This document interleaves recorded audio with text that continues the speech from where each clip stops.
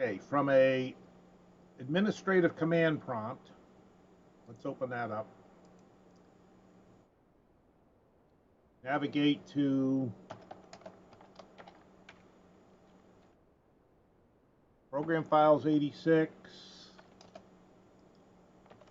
Long Watch, EXEs.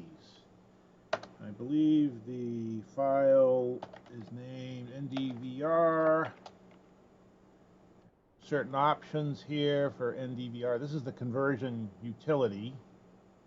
And we're going to use NDVR/U,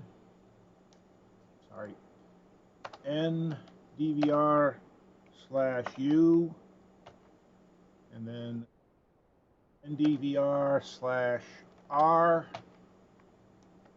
Now when you go to your CAM folder, right mouse click, convert to AVR, you should see this screen pop up, and then you should see an AVI file in the folder.